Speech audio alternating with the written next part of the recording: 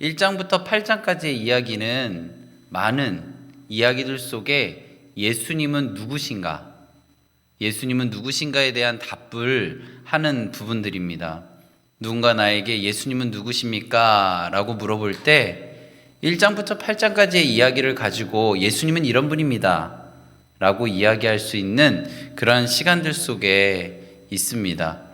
그래서 우리가 두려워하는 상황들, 걱정되는 상황들이 분명 있지만 예수님이 누구십니까? 라고 물어볼 때 예수님이 이런 분입니다. 라고 할 때에 1장부터 8장까지의 이야기를 우리가 고백하게 된다면 하늘에서 어떤 소리가 났는데 그 소리가 이는 내 사랑하는 아들이다 라는 것을 기억한다면 예수님은 누구십니까? 라고 물어볼 때 하늘에서 어떤 소리가 났는데 그 소리에 따르면 하나님의 아들입니다 라는 것을 전하실 것이고, 어떤 누군가는 귀신을 추출하는 장면을 기억한다면 예수님은 누구십니까? 라고 물어볼 때 그분은 귀신을 쫓아내는 분입니다 라고 이야기할 것입니다. 그리고 어느 누군가가 이야기하면 병든 자를 고치실 수 있는 분입니다 라고 이야기하겠죠. 이 많은 이야기들 속에 오늘 마태복음, 마가복음 8장까지의 이야기들로 이어졌고, 마가복음 8장은 이렇게 시작을 합니다. 물고기 2마리와 떡 7개로 4,000명을 먹이신 이야기로 시작을 합니다. 우리가 잘 아는 오병이어와 비슷하게 물고기 2마리와 떡 7개로 4,000명을 먹이신 어마어마한 기적. 이 기적을 접한 사람들은 예수님은 누구십니까? 라고 물어볼 때 그분 따라다니면 먹을 것은 걱정 없는 분, 이렇게 이야기할 수 있겠죠. 그리고 그 다음의 이야기는 벳세다라는 지역으로 갑니다. 벳세다에서 예수님은 시각장애인을 만납니다. 그래서 이 시각장애인을 치료하시고 눈을 뜨게 하는 그러한 모습을 봅니다. 그럼 또 물어보겠죠. 예수님은 누구십니까? 라고 할 때 이 벳세다 치료의 이야기를 마음에 잘 담아내고 있는 분은 그분 따라다니면 병을 고치실 수 있는 분입니다. 시각장애인도 낫게 하는 분이거든요. 라고 이야기를 하는 그러한 이야기들 속에 지금 있습니다. 예수님은 제자들과 함께 빌립보 가이사랴라는 지역으로 들어가시는데요. 이 빌립보 가이사랴라는 지역은 당시에 가장 강대국이었던 로마, 이 로마의 황제를 신격화하는 그러한 도시입니다. 그래서 이 도시의 모습 속에 신 하면 로마 황제를 떠올리는 그러한 곳입니다. 그리고 로마 제국의 초대 황제였던 아우구스투스를 기억하며 기념하는 그러한 신전이 있는 곳이죠. 그래서 그곳에서는 로마 황제가 최고고 로마 황제가 신처럼 추앙받던 곳입니다. 그곳에 예수님과 제자들이 들어간 것입니다. 우리 마가복음 8장 27절 말씀을 함께 읽도록 하겠습니다. 예수와 제자들이 빌립보 가이사랴 여러 마을로 나가실새 길에서 제자들에게 물어 이르시되 사람들이 나를 누구라고 하느냐. 이제 예수님께서도 물어보십니다. 너희는 나를 누구라고 하느냐라고 묻기 전에 사람들이 나를 누구라고 하느냐라고 묻습니다. 그러니까 고백을 물어보는 것이죠. 그러니까 사람들이 이렇게 이야기합니다라는 여론을 얘기하기 시작하는데, 어떤 사람은 세례 요한입니다 라고 이야기하고, 어떤 사람은 엘리야입니다 라고 얘기하고, 어떤 사람은 선지자입니다 이렇게 이야기를 하는, 그 당시에 사람들이 평가하는 예수에 대한 이야기, 예수님이 누구십니까? 라는 대답에 주변의 이야기를 들려줍니다. 그때 예수님께서는 이렇게 묻습니다. 마가복음 8장 29절 말씀 함께 읽겠습니다. 또 물으시되 너희는 나를 누구라 하느냐? 베드로가 대답하여 이르되 주는 그리스도시니이다 하매. 그럼 너희는 나를 누구라고 하느냐? 라고 묻습니다. 여기 계신 성도님들께도 하나님께서 묻습니다. 예수님, 이 예수님은 여러분들에게 어떤 분이십니까? 라고 물으면 여러분은 어떤 대답을 준비하고 있는지, 오늘 우리가 함께 기도하면서 예수님이 누구십니까? 라는 질문에 우리는 대답할 준비를 해야 합니다. 지금 예수님과 제자들은 로마 황제를 신격화한 빌립보 가이사랴에 있습니다. 그때 제자 중에 한 명이었던 베드로가 이러한 이야기를 합니다. 주는 그리스도십니다. 이 단순한 문장은 그 당시의 사상과 생각을 흔들어 놓는, 어쩌면 그것이 로마의 군병들에게 들렸을 때 그들의 생명까지도 위협을 받을 수 있는 어마어마한 선언입니다. 베드로는 이렇게 고백한 것이죠. 황제가 신이 아닙니다. 이 예수님이 그리스도 신, 참 신입니다. 로마 황제는 우리를 구원할 수 없습니다. 이 예수님만이 우리를 구원하실 수 있는 분입니다. 라는 선포를 한 것이죠. 이 고백에 예수님은 이렇게 반응하십니다. 우리 30절 말씀 함께 읽겠습니다. 이에 자기 일을 아무에게도 말하지 말라 경고하시고, 베드로의 고백은 많은 사람들이 고백되어져야 하는 아주 정확한 예수님이 이 땅에 오신 의미를 설명하는 구절입니다. 예수님이 이 땅에 오신 이유가 구원자로 오신 거거든요. 그래서 이 베드로의 고백이 많은 사람들에게 전달되어져야 되고, 이 베드로처럼 너희들도 고백해라 라고 할 수 있는 너무나도 멋진 한 문장인데, 예수님은 뭐라고 얘기하시냐면 아무에게도 말하지 말아라, 지금 말하는 것을 멈추어라 라는 표현을 쓰십니다. 왜일까요? 주는 그리스도십니다 라는 이 문장이 틀렸다라는 것이 아니라 이 문장이 담고 있는 의미가 잘못되어졌기 때문입니다. 많은 유대인들이 상상하고 생각하는 구원자 그리스도의 모습은 다윗과 같은 존재입니다. 이 땅에 있는 여러 어려움들을 한 번에 정리하는 강한 힘으로 나를 힘들게 하는 존재를 부숴버리는 그러한 존재를 생각했습니다. 그래서 지금 이 상황들 속에 예수님이 이 땅에 오셨다라고, 구원자다라고 고백하는 것은 베드로와 유대인들에게 있어서 지금 우리들의 모든 상황을 한 번에 구출해 주실 수 있는 분으로 여겼던 것이죠. 그래서 로마 황제를 신격화하는 빌립보 가이사랴에서 주는 그리스도십니다 라는 선언을 길 위에서 공개적으로 할 수 있는 것이죠. 가장 최적의 장소였던 겁니다. 지금 나의 믿음의 신앙의 고백, 내가 믿고 따라가는 분, 그 분은 지금 로마 황제의 이 신격화되어지는 이 체제와 시스템을 완전히 부숴버릴 수 있는 분이라는 믿음의 선언인 것입니다. 예수님은요, 이 땅에 분명 구원자로 오셨습니다. 그런데 베드로가 생각하는, 유대인들이 생각하는 그런 구원의 방법이 아니라 예수님께서 말씀하시고자 하는 구원의 모습은 달랐기 때문에 지금 예수님은 그 고백을 막으신 것이 아니라 십자가가 없는 이 고백을 잠시 멈추신 것입니다. 미완성된 고백을 잠시 멈추신 것입니다. 그래서 이제 이 고백의 방향을 잘 정리해서 그들이 그 방향의 의미에 맞게 고백하기 위해서 예수님께서는 그리스도의 의미를 이제 설명하기 시작하는데요. 31절 말씀 함께 읽겠습니다. 인자가 많은 고난을 받고 장로들과 대제사장들과 서기관들에게 버림받아 죽임을 당하고 사흘 만에 살아나야 할 것을 비로소 그들에게 가르치시되, 예수님께서 이 땅에 오신 이유 분명 그리스도가 되기 위함입니다. 구원자가 되기 위함이죠. 그런데 가장 중요한 것은 이 구원의 방법이 유대인들이나 베드로가 생각하는 그런 방법이 아니라 십자가라는 것입니다. 십자가. 32절 말씀 함께 읽겠습니다. 드러내놓고 이 말씀을 하시니 베드로가 예수를 붙들고 항변하매, 베드로는 어마어마한 믿음의 고백을 합니다. 그리고 예수님이 지금 그 너희들이 생각하는 구원의 방법이 아니라, 그 구원의 모습이 아니라, 내가 이 땅에 온 이 구원의 모습은 십자가다 라는 이 이야기를 들은 것입니다.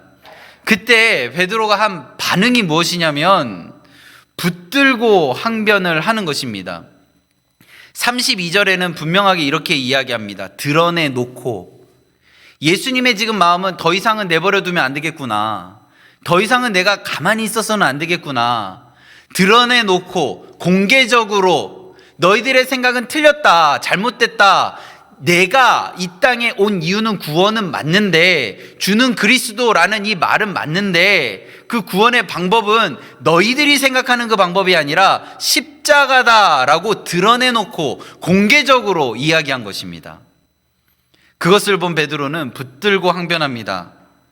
오늘 우리의 이 이야기들 속에 개역 한글 성경, 개역 개정 성경, 우리가 읽는 이 한글 성경으로 읽으면 드러내놓고 말씀하시는 예수님을 붙들고 항변하다라는 표현이 예수님이 공개적으로 이야기하는 상황 속에 베드로가 붙들고 공개적으로 항변하는 것처럼 읽혀질 수가 있습니다.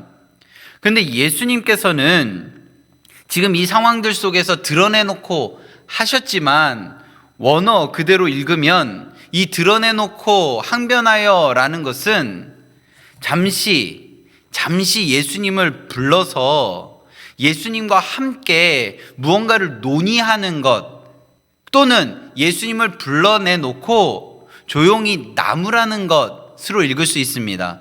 그 의미가 담겨져 있는 게요, 지금 원어의 의미로 한글 성경을 다시 쓴 성경인 새 한글 성경에 보면 잘 나와 있는데, 우리 32절 말씀을 함께 새 한글 성경으로 다시 한번 읽겠습니다.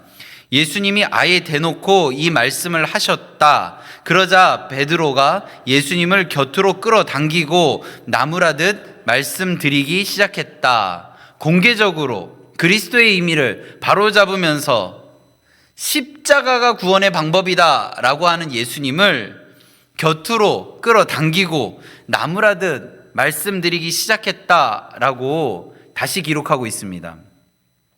헬라어로 보면 이 붙들다, 붙들고 라는 단어는 프로스마 모메 노스라고 읽을 수 있는데요, 이 해석이 뭐냐면 곁으로 데려오고 따로 불러내어 옆으로 끌어당겨서 보호하듯이 데리고 가서 라는 표현입니다. 그러니까 예수님을 막 이렇게 붙든다라는 의미가 아니라 예수님을 조용히 사람들이 없는 한적한 곳으로 이렇게 모시고 갔다라는 것을 한글 성경에서는 붙들다라고 표현한 것이죠. 그리고 이어서 나오는 항변하다는 헬라어로 에피타만이라고 읽을 수 있습니다. 이건 뭐냐면 꾸짖다, 책망하다, 나무라다, 제지하다라는 표현입니다. 그래서 이것을 정리하면 드러내놓고 십자가가 구원입니다라고 말하는 예수님을 베드로가 조용히 공개적이지 않은 장소로 모시고 가서 나무라고, 때로는 꾸짖고 제지하는 그러한 모습입니다. 왜 그렇게 했을까요? 예수님이 지금 구원의 방법이 십자가라고 이야기하면 예수님이 지금까지 쌓아온 이 인기가 한순간에 무너질 수도 있거든요. 왜냐하면 유대인들이 기대하는 메시아의 모습이 아니기 때문입니다. 그리고 예수님께서 쌓아온 많은 업적과도 같은 기적의 믿음의 그 따름이 멈춰질 수도 있는 십자가 구원에 대해서 지금 이야기하고 있기 때문입니다. 그리고 개인적으로는 예수님이 스승님으로 존경받음은 곧 나의 자리를 잘 지켜갈 수 있음이 이어져 가는 것인데, 예수님이 사람들이 기대하는 메시아의 모습이 아닌 구원의 모습은 십자가다라고 이야기함으로 인해서 나의 믿음조차도 흔들려 버릴 수 있는 상황이었기 때문에 어쩌면 베드로는 예수님을 사랑하는 마음으로, 예수님의 이것을 지켜주고자 하는 마음으로 조용히 불러가서 지금 이 이야기를 제지하는 것입니다. 예수님을 사랑하는 마음으로, 예수님을 정말 이 시간들을 잘 지켜가고자 하는 마음으로 따로 공개적이지 않은 곳에서 조용히 그렇게 해서는 안 된다라고 이야기하고 있는 것입니다. 이 부분은 인간 예수님에게 있어서 가장 위험한 유혹의 순간입니다. 십자가를 막는 말은 언제나 우리에게 있어서 악한 말로만 들리지 않는다라는 것입니다. 가장 위험한 유혹은 사랑이라는 이름으로 다가옵니다. 이 장면을 구약에서도 찾아볼 수 있는데요. 그 부분이 어디냐면 창세기 3장입니다. 뱀이 하와에게 다가가는 그 장면. 우리 창세기 3장 1절 말씀을 함께 읽겠습니다. 그런데 뱀은 여호와 하나님이 지으신 들짐승 중에 가장 강교하니라. 뱀이 여자에게 물어 이르되 하나님이 참으로 너희에게 동산 모든 열매를 먹지 말라 하시더냐. 이에 여자는 대답합니다. 3장 2절과 3절을 이어서 읽겠습니다. 여자가 뱀에게 말하되 동산 나무 열매를 우리에게 먹을 수 있으나 동산 중앙에 있는 나무 열매는 하나님의 말씀에 너희는 먹지도 말고 만지지도 말라 너희가 죽을까 하노라 하셨느니라. 뱀은 여자에게 너희는 결코 죽지 않는다 라고 하면서 5절과 같이 이야기합니다. 5절을 함께 읽겠습니다. 너희가 그것을 먹는 날에는 너희 눈이 밝아져 하나님과 같이 되어 선악을 알 줄 하나님이 아심이니라. 이제 여자는 반응합니다. 6절을 함께 읽겠습니다. 여자가 그 나무를 본즉 먹음직도 하고 보암직도 하고 지혜롭게 할 만큼 탐스럽기도 한 나무인지라. 여자가 그 열매를 따먹고 자기와 함께 있는 남편에게도 주매 그도 먹은지라. 하나님의 말씀을 보고 따르는 아담과 하와에게 말씀이 아닌 다른 것을 보게 한 것이죠. 하나님의 말씀이 아닌 다른 것을 보니 먹음직도 하고 보암직도 하고 탐스럽기도 한 나무가 보이기 시작합니다. 분명 하나님은 먹지 말라고 하셨는데 아담과 하와는 먹었습니다. 베드로의 의도와 마음 상관없이 붙들며 항변하는 말, 그 말은 결과적으로 예수님의 십자가의 길을 막아서는 말입니다. 그 말이 사랑하는 마음을 담았든, 그 말이 존경하는 마음을 담았든, 그 말이 그들의 제자 공동체를 지키려는 말이든 무엇이든 간에 예수님의 십자가의 길을 막아서는 말입니다. 그 말은 곧 뱀이 하와에게 이야기한 유혹과 같은 말이라는 것입니다. 아담과 하와는 뱀의 이야기를 들었고 마음에 그 이야기를 새겼고 보았더니 먹음직도 하고 보암직도 하고 심지어 탐스럽기까지 한 나무 열매를 보고 먹어버립니다. 예수님은 들었습니다. 듣고 그 모습 속에 십자가의 길을 막아섬이 느껴져서 예수님은 강하게 말씀하십니다. 33절 말씀을 함께 읽겠습니다. 예수께서 돌이키사 제자들을 보시며 베드로를 꾸짖어 이르시되 사탄아 내 뒤로 물러가라. 내가 하나님의 일을 생각하지 아니하고 도리어 사람의 일을 생각하는도다 하시고, 예수님께서는 베드로의 이야기를 듣고 그렇지, 내가 그래도 인기를 여기까지 쌓아놨는데, 그렇지, 나의 세력을 더 만들 수 있는 절호의 기회인데, 그렇지, 내가 지금 이 시간들 속에 이 얘기를 번복하면, 그들이 원하는 모습으로 내가 하면 지금 이 상황들 속에 더 좋음, 더 도움, 더 나음이 나을 수 있지라고 생각하면 예수님의 십자가의 길은 바로 막혀버립니다.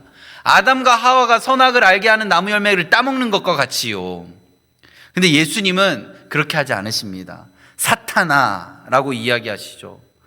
베드로의 생각이 하나님의 일이 아니라 사람의 일로 생각하면서 보고 아무리 내 생각에 옳고 그름, 맞고 틀림이 아니라 예수 그리스도의 십자가의 길을 막아섬, 그것은 어떠한 무엇이라도 사람의 일이라고 이야기하십니다. 그리고 동시에 이렇게 말씀하십니다. 내 뒤로 물러가라.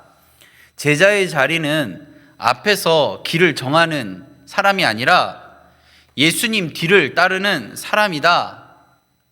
예수님께서 베드로에게 쓰신 이 말씀은 처음 쓰신 표현이 아닙니다. 이미 쓰셨습니다. 언제 쓰셨냐면요, 마태복음 4장 10절 말씀입니다. 함께 마태복음 4장 10절을 읽겠습니다. 이에 예수께서 말씀하시되 사탄아 물러가라 기록되었으되 주 너희 하나님께 경배하고 다만 그를 섬기라 하였느니라. 예수님께서는 하나님의 말씀을 시험하는 마귀에게 단호하게 사탄아 뒤로 물러가라 라고 이야기하셨습니다. 마귀든 베드로든 내가 사랑하는 누구든 십자가의 길, 하나님의 말씀을 막아서면 다 사탄입니다. 그래서 예수님께서는 내 뒤로 물러가라. 예수님의 십자가의 능력을 믿는 믿음으로 오늘 하루를 바라보시기 바랍니다. 하나님의 말씀을 하나님의 일로 바라보시기 바랍니다. 오늘 본문은 우리에게 묻습니다. 지금 어디에 서 있는가? 지금 예수님 뒤에 서 있는가? 십자가를 지는 예수님의 시간들 속에 하루하루의 시간을 보내는 우리들에게 이 질문은 참 어려운 질문입니다. 결정하기 힘들 때 쓰는 표현이 하나가 있습니다. 그게 무엇이냐면 보류입니다. 보류. 우리는 신앙생활을 할 때 이 보류를 많이 해야 합니다. 내가 무언가를 기도하면서 준비하고 행해 나갈 때 무언가 내 마음 가운데 확신이 서지 않을 때, 이것은 하나님이 주신 마음이다 라는 마음의 감동이 오지 않을 때는 보류하는 겁니다. 우리들의 인생이 누구 손에 있습니까? 하나님 손에 있다라고 믿으시나요? 정말 믿으시나요? 그러면 보류를 많이 하셨으면 좋겠습니다. 내가 결정해야지. 합격 불합격을 내가 결정해야지. 각오섬을 내가 결정해야지. 아니요, 보류. 그럼 하나님께서 나를 가게 하시고 나를 서게 하실 줄로 믿습니다. 내가 결정하는 건요, 내가 아담과 하와와 같이 선악을 알게 하는 나무 열매를 따먹는 행동입니다. 그런데요, 그게 아니라 나는 결정할 수 없어요. 나는 할 수 없어요. 그렇지만 하나님께서 나를 사랑하시니 나를 가장 좋은 곳으로 인도하실 줄로 믿습니다 라고 고백하는 보류요. 여호와는 나의 목자시니 내게 부족함이 없으리로다. 믿으십니까? 사망의 음침한 골짜기로 다닐지라도 해를 두려워하지 않는 이유는 주께서 나와 함께 하심입니다 라고 고백하십니까? 그렇다면 보류를 많이 하셨으면 좋겠습니다. 그 보류는요, 많은 것을 의미합니다. 판단을 보류하는 것, 결정을 보류하는 것, 각오섬을 보류하는 것, 이 모든 것은 무능함의 상징이 아닙니다. 하나님 안에서 하나님이 하실 것을 기대하는 마음으로 오늘 하루를 살아가는 것입니다. 오늘 우리가 기도할 때 이런 보류를 많이 하셨으면 좋겠습니다. 하나님, 저 결정 못하겠어요. 하나님, 저 잘 모르겠어요. 하나님, 저 도대체 무엇을 어떻게 해야 될지 모르겠어요. 하나님, 이제부터는 저에게 허락하신 평안함을 따라 하루하루 살아가겠습니다. 하나님, 제가 기도했으니 하나님이 가장 좋은 길로 인도하실 줄로 믿습니다. 이게 믿음의 걸음들입니다. 우리는 우리가 앞서면 흔들리는 것을 두려워합니다.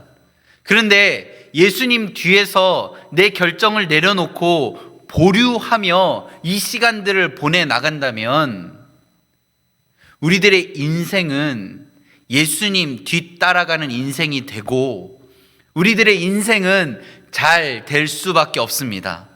왜요? 예수님 따라가니까요. 예수님 따라가면 우리들의 인생은 잘 될 수밖에 없습니다. 잘 될 수밖에 없는 길을 우리 이 시간 속에 담아내었으면 좋겠습니다. 그 방법은 딱 하나입니다. 예수님 뒤에 서 있는 것이요. 우리 안에 있는 많은 시간들이 예수님 뒤에서 발걸음을 옮기며 나아가는 우리들의 시간이 되기를 바랍니다. 그렇게 할 때 오늘 우리 청년들이 고백했던 것처럼 나는 복된 사람입니다 라고 고백할 수 있게 됩니다. 복 있는 사람은 악인들의 꾀를 따르지 않습니다.